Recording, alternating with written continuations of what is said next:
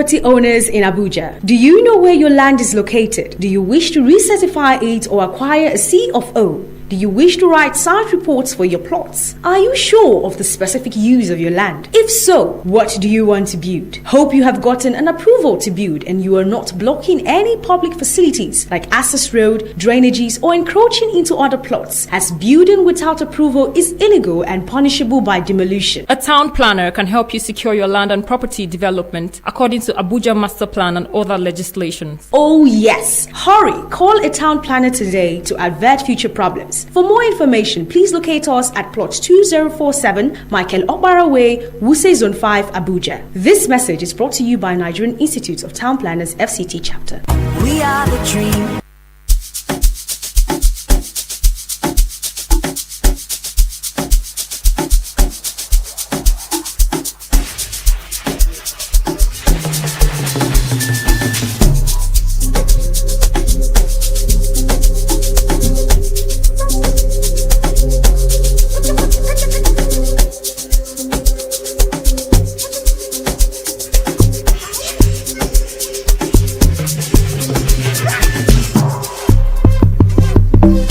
Now this right here is your radio experience. You can count on Eagles 102.3 FM Abuja.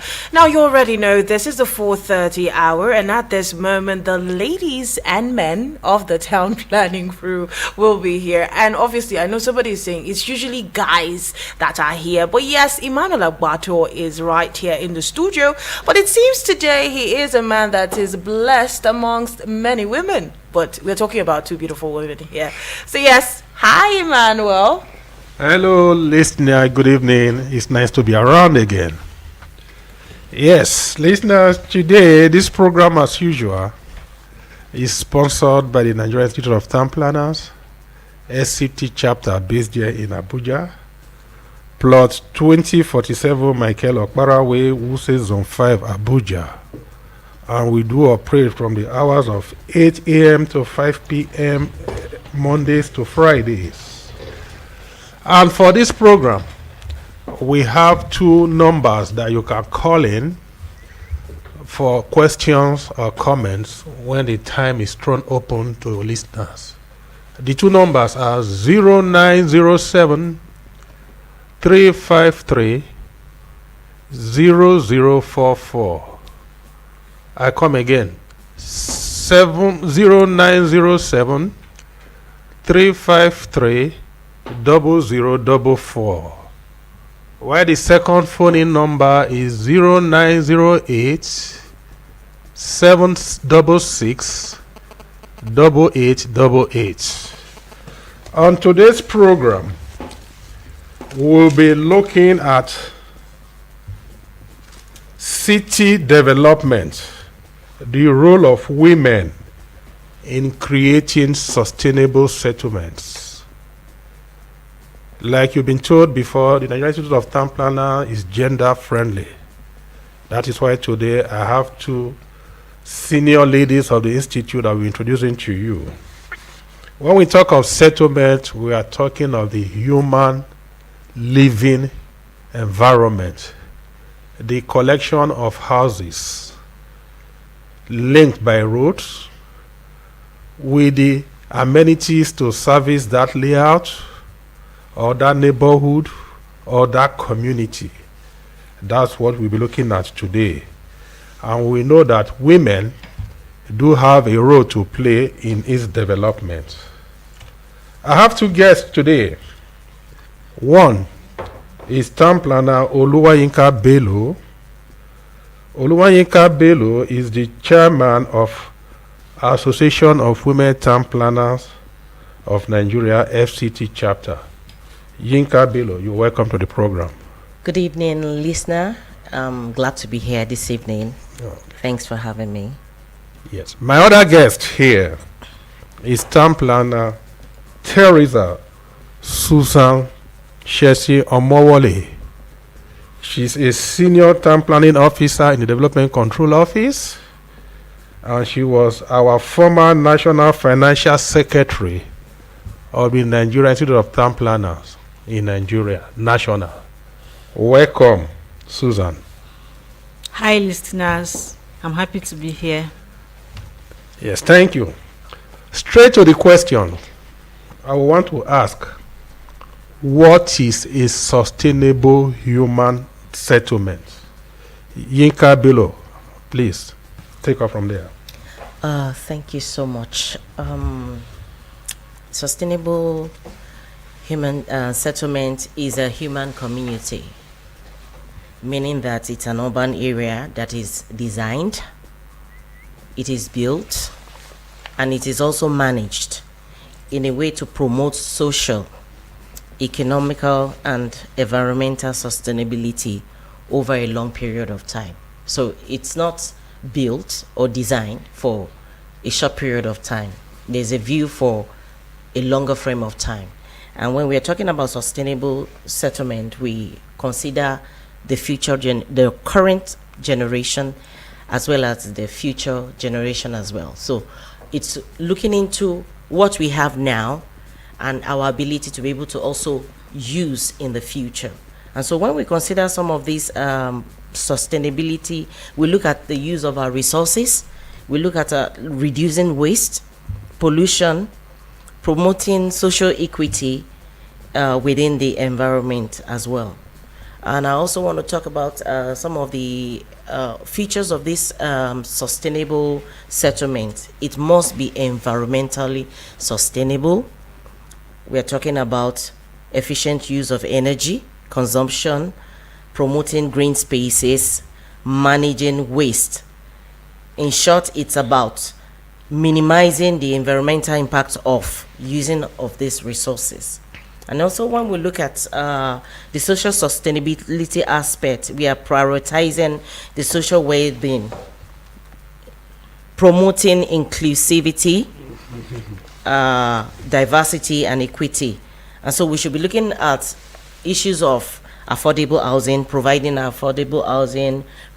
access to healthcare within a community, within a settlement. We're talking about education, we're talking about cultural amenities for the residents within that settlement. Yes, thank you, Yinka. In effect, what we are trying to say is that a slum, like we understand it in Nigeria parlance, cannot be sustainable. When people just come together, set up a settlement of their own, lacking in amenities, lacking in services, lacking in what makes that environment on that settlement good, it can never be sustainable, isn't it? Absolutely. So which means there is need to actually upgrade our slums to sustainable settlement, isn't it? Yes. Thank you very much. Thank you so much. How does planning ensure that settlements are sustainable? I come to you, Susan. Okay. As we know that planning is all about ensuring that settlements are planned in a way that land uses are able to be shared accordingly, and in order to make these things sustainable, there are things that have been put in place. Example, policies and laws. Planning helps in creating laws and policies that help in regulating the use of the environment, the ecosystem in general, in a way that it will not backfire. When you plan for today, you plan for tomorrow, so that while we're enjoying life today and we're living in the kind of environment that we want, we're not doing that at the detriment of our children and our grandchildren that are going to come in the nearest future. So zoning and planning laws are example of such policies that are used to achieve sustainable settlements. Another thing is public education. In a society like ours, where social status is very important, especially in Nigeria and in a city like ours today, Abuja, based on ignorance, some people cause a lot of damage to the environment in a bid to show their achievements, their image, and all of that. People want, this is what I want, and I have to get it because of who I am, not minding that it might have its own detriment. So when we do public awareness, we make people realize that notwithstanding what you want, we have to also consider other things that will make you get something close to what you want, at the same time be able to make the environment sustainable. We have something in the office that we do. Every submission that is made in development control, one is asked to provide a landscape plan, because if you leave some people, they will just build their house and interlock the whole place, not minding that there is need for trees and flowers. This thing, they absorb carbon monoxide from the society, from the environment, and release oxygen. At the same time, they serve as windbreakers. They help in even saving your homes from being challenged when it's raining and stuff. So even our being here is public awareness. So it is part of the things that we do in order to achieve sustainable environment. Another thing again is constructive instructions. It's another way that planners help the environment. We give people how to live. Example, provision of master plans, sites and services. These are ways of creating the environment that we want to see. We showcase it out there, and then if it's made physical, it is going to be what will create a sustainable environment and settlement. Another thing again is urban renewal and city remedies. These are methods used to rescue degrading towns. We have settlements even within Abuja that are slums. They are terrible. Some people are suggesting integration, where infrastructures will be provided in some of these places, and then they will be allowed to be integrated with the planned settlements, while some feel the best thing to do is relocation. But in whichever way, there is need for slums to be upgraded so that they can have the basic amenities for people to be able to live in, and then make those environments sustainable. So when we rebuild and we reorganize our cities for sustainable development, then we can say we have sustainable settlements. Yes, interesting, Susan. Listening to you, one can say that town planning introduces harmony into the environment. Exactly. It avoids chaos, Yes. in the way things are laid out in an orderly and organized fashion. Yes. It makes people who live there to be comfortable in their movement, Yes. in the use of amenities. You also mentioned one thing, that in every house you are supposed to have certain amount of plot left for soft landscaping. Yes. But going around the city, there are some people who don't like soft landscaping.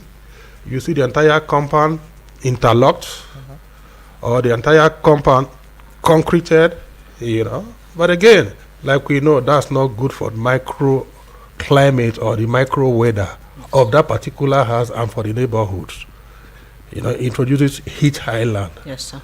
So what are we saying? As a town planning officer, when you go around and you see compounds heavily interlocked, do you do any intervention? Are you supposed to do any intervention? Are you supposed to advise them? You should. That is part of the job of the monitoring and enforcement officers.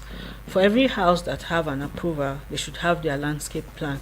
So when you see that such is not implemented, it is your responsibility as an officer in charge of that place to ensure that is done. Because for a lot of people, the moment they've gotten their approval, it ends there. But it shouldn't. We need to do a follow-up and monitor to ensure that these things are implemented.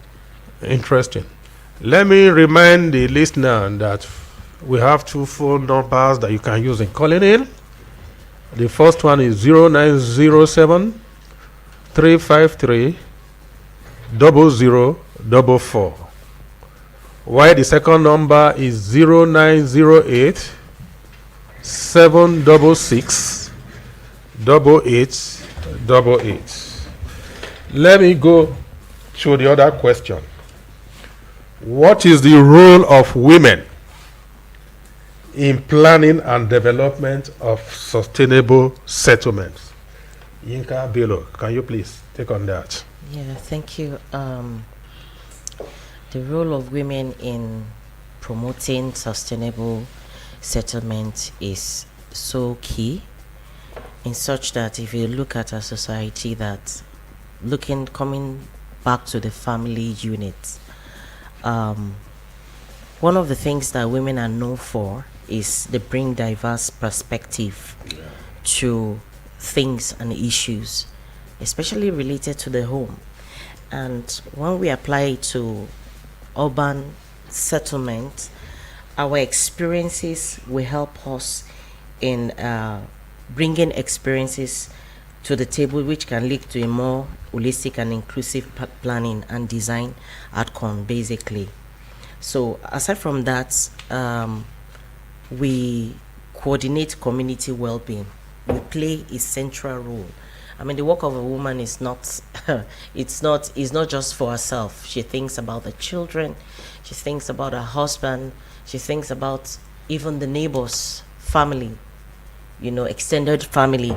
So they bring about the community. And why we need to leverage on the use of women in achieving some of these things is because we factor a lot of things together for things to move. So when you talk about the community on itself, we consider the elderly, we consider the children, we consider the vulnerable population. We also even look at the men as well. So women play an important role, especially a professional woman like us, town planners. We look at things at different perspective. We also consider the community well-being. Another thing we also want to talk about is women are known for management. I mean, look at our homes. When you talk about managing of resources, a woman thinks of apportioning certain amounts of funds, certain amounts of resources to be able to go round for the needs in the home. And if women can be leveraged on in the community, urban community, where women are responsible for the management of natural resources, like for instance water, energy, food. So there's a need to also provide the necessary education, capacity building for women. Education is key for women in impacting the urban area, the human settlement. The more of information that we have can be used to educate. She keeps emphasizing the need for sensitization, education. And one of the things that women do is education. Talking and talking, re-emphasizing, showing, impacting knowledge. So these are the areas that women can impact. Apart from that, the women are seen to be resilient as well. We rarely give up of things. If you ever see a woman, especially in the womb, I keep using the womb because it's the family units that you can use to describe. If a woman can do without food, but she would rather the children, even the husband, are okay in the home. So we are seen to be not only we are not only useful in resource management, we are also in our resilience. We don't give up easily to ensure that the human settlement is sustainable and it's accommodating for not just ourselves alone, but the children, the elderly, the vulnerable, the physically challenged, the youth as well. Yes, thank you, Yinka Bello. Let me support you there. When you enter any home that is beautiful, you see the hand of a woman there. Yeah. Beyond the internal home setting, and you also look at the external environment of that home with beautiful flowers, well arranged, well trimmed, beautiful trees. Invariably, you see the hand of a woman there. But what we are saying is that beyond your nuclear family setting, we believe that women can actually go to their entire neighborhood and adopt open spaces that they can beautify. Yeah. They can introduce greenery to make it more healthy and livable, not just for themselves, but for the entire neighborhood community. Women, are they playing that role as of today? Women are doing it within their local community. Like if you see most of the homes, if I'm going to talk about the professional women, now we are, as professional women town planners, we are going beyond the comfort of our offices to ensure that some of these communities are sustainable. Some of these communities are sustainable. And one of the things that we looked into as an Association of Women Town Planners is to look at challenges within the urban, especially within FCT. And one of the things that we notice, especially in the market area, taken for example, is improper waste disposal in the market. And so as women professional, we went into this community, this market, and we had the stakeholder meetings with the management of the market and some of the women, and we found out what their challenges are. And after much deliberation on it, we came in to intervene on providing waste disposal containers for them, educating them, sensitizing them on how to use it. Now, this is an aspect for us as women professional. Those are some of the steps that we have taken to educate, create an awareness on sustaining the environment. So if I come in there, Association of Women Town Planners of Nigeria, SVT chapter, is a new body. How old is it? It's almost 2.5 years now. Okay, 2.5 years in FCT. Interesting. No, general, we had a coordinating committee, but effectively in the last 2.5 years. Yeah, in FCT, it's also national FCT in the last 1 year, 1.5 years. Okay, and in that last 1.5 years, you've said you've started touching communities one way or the other to make an impact. Yes. Isn't it? Which is the last community that you actually tried to help in a particular area? Can you let us know that? Okay, thank you so much. One of the community we went to in this International Women's Day, which we celebrated every year, we went into a Kuchinguru community, and what we did basically is we had an interactive forum with the community head who told us the needs that they have, their problems. And one of the problems they talked about was waste, drainages, they didn't have health care. Even they had primary health centers, they don't have a lot of things in there to make it so much functional. And then also we looked at some of these things, how we could come in. They talked about their schools. When we enter one of the schools, primary school and secondary school, they had the toilet, but it was locked. So they were defecating outside the school. You could see waste all over the school. And so what we did was to come in, we rehabilitated the toilet they have, we provided water, which of course also prevents diseases. It's a form of disease control, especially for a girl child that uses such place, even for the boys as well.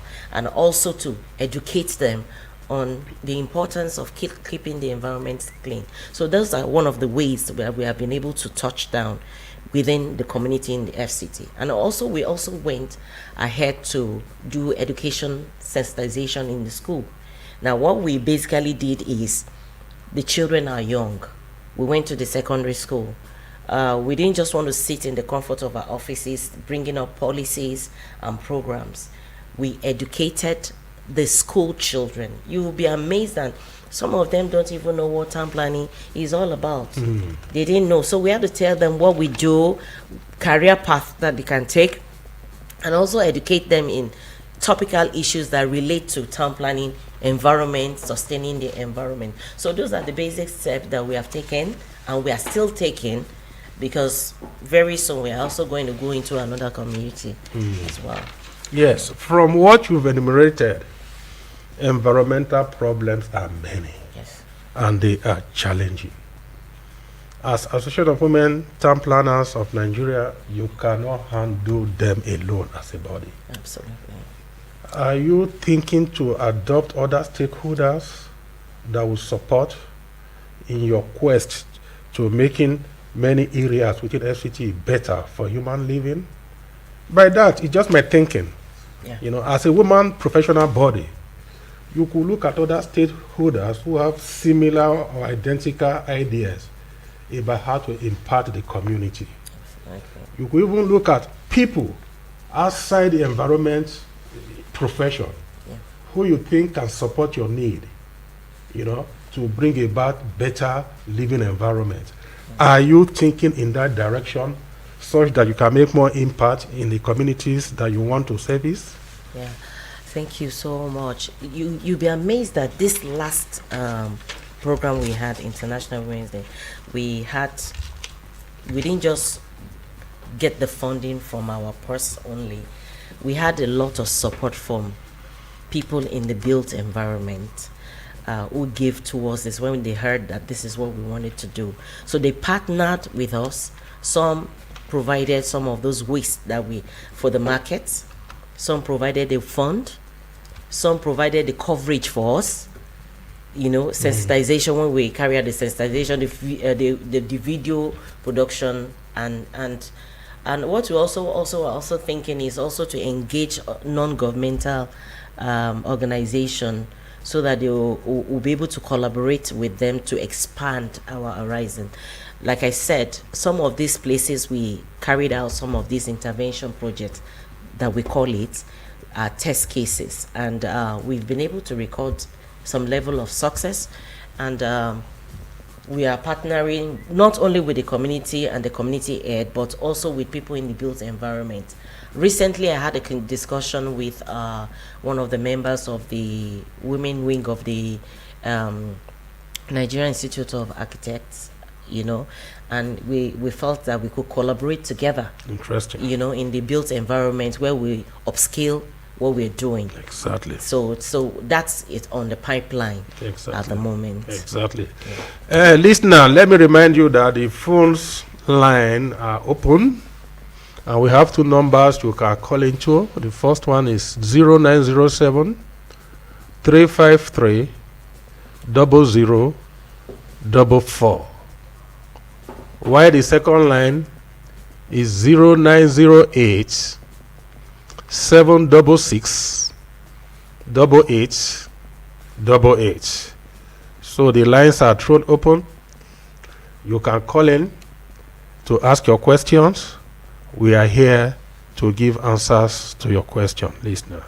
Thank you. So back to that. Beyond the Nigerian Institute of Town Planners, the Institute of Architects, there are also other environmental professionals, the estate surveyors, the builders. So for me, what I want to say is like women in the built industry, partnering, you know, and giving back to society.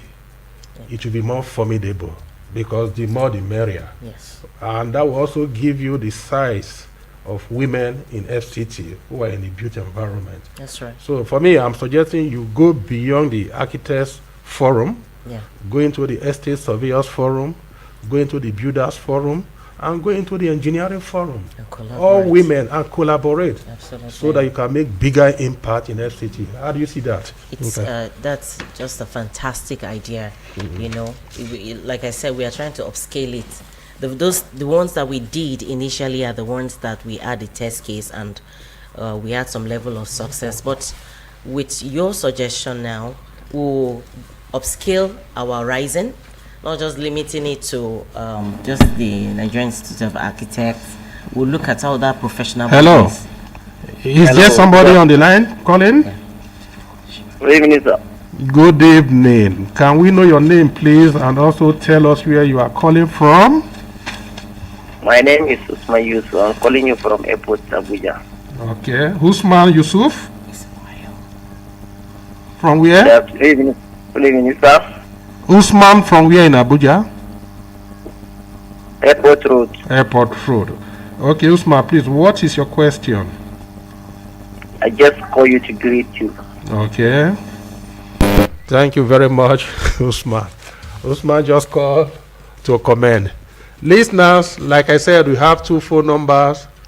The first one is 0907 353 0044. I go again. 0907 353 0044. While the second phone number is 0908 766 8888. You are advised to call in if you have any issues. Don't rush out with us. We are here to pick your numbers. Hello. Hello. Oh, the line dropped.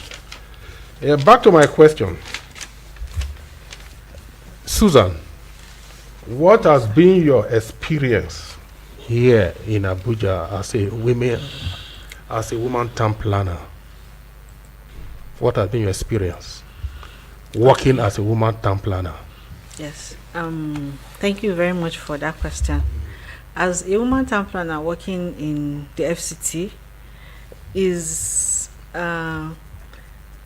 almost as challenging as it is in the built environment generally. Since from school, it's been challenging for the female folks, especially from our departments and our faculties. On a normal day, when you come to our faculty or our department, you find out that there are only a few ladies in class. Like in my class, we were 121 and 101 male with 20 females. Wow. Same thing happened in departments like building, architecture, engineering, and stuff. So it's not easy being in such a profession that is dominated by men, but that's what even makes us more special, because we find ourselves in a place where we have to compete equally with the male. You're not given any preferential treatment because you're a woman. You're not being taken lightly. You're not being treated with softer hands because you're a woman. So same thing comes even in practice. Yeah. You have same challenges that you have to face. So you don't have excuses of, I can't do this effectively because I am a woman. You have to face it headlong and even try to do better. So you prove a point that really what a man can do, a woman can do better. That I believe and that I advocate for. And I in person am a practical example of that, and I live that so that people can see and know that truly, even though there are people that are lagging behind and we're trying in our own ways to like uplift them and encourage them, because they say it's a man's world, but we try to make them understand the women make the world go round. So in such a profession, it's really challenging, but we do everything that we can to make our work, I wouldn't say easier, but to make it possible, to make it effective, to have same or even better impact than the male folks. So if I understand you, giving your female gender, Yes. you are not giving soft task. Not at all. I even like it that way, because if that was being done, some people can look at you and say, because you're being treated this way, that's why. So it's good that we have a level playing ground for us to prove ourselves and what we can do. And given your work environment, Yes. what is the ratio of female town planners to men generally? I don't have a particular statistic. I can't give a figure, but Is it 80 to looking- 20%? 80% men, 20% women? no, let's say maybe Roughly. 75 men, And 25% women. thereabouts. Good. It shows that our female town planners are equal to the task and they are pulling their weight. Very, very. Listeners, we are still waiting for your calls. You can call to these numbers 0907 353 0044. And the other phone number is 0908 766 8888. So while we await phone calls from the listener, let me go into another question. What is your advice to city authorities in ensuring that the participation of women in the development of town planning in Abuja becomes more effective? Yinka, what do you advise the city authorities? Thank you so much. I think one of the things that they need to do is to engage women more in decision making. Like she said, to be very honest, sometimes the women are not even given the responsibility because they are women, and so we have to struggle, compete in such environment. Good evening. Yeah. Hello, just say good evening. Please, can we know your name and let us know where you are calling from? Yes, this is Mrs. George from Lugbe. Okay. Go ahead Yes, with I your want to question. ask yes, I want to ask whether town planning includes getting good accessible roads to the houses. Yes, Do you do such? Is it part of your schedule yes, to have accessible roads to where you are staying? yes. You are asking us whether is the schedule of town planning to give you accessible roads to where you are staying. And of course, in the planning design of a layout, accessible road is part of the urban infrastructure that we have to plan for. Yes, for a properly planned environment, for a properly planned layout, yes, it is the work of town planning to lay out the roads, lay out the residences, lay out the schools, lay out other institutions like places of worship, like recreation areas. So that's part of the work of town planning, to give you a plan that is in harmony with the environment and that actually addresses the issues of human conflict. Straight to your question, it is part of the role of town planning in planned neighborhoods to plan for accessible roads. Yes. Yinka, like we were saying, Yinka Bello, Yeah. back to the question. What can the authorities do to ensure more women participation in the development of Abuja City? So before First, are women up to that level of decision making? women are up, but the number at that level, they are quite few. Okay. And that's why I said that women need to be actively involved in the planning, the design, and the implementation of projects that impact the city. So when it comes to decision making, they are given the opportunity to decide, make suggestion, and also manage, be part of the implementation process. Women's voices need to be heard. That's true. It's not just only heard, it also needs to be considered in the process. And then another thing is providing training and capacity building. Susan was saying the other time that when consideration are given for training and capacity building, when you talk about maybe 4 or 5 slots, you rarely can even see a woman being given the slot, especially for a place like for where I work. You might struggle to get one out of it. So it's much of what you know. You cannot give what you don't have. Yeah. So the authority need to provide women with that capacity, provide training for women to acquire more skill and knowledge to participate in urban development projects.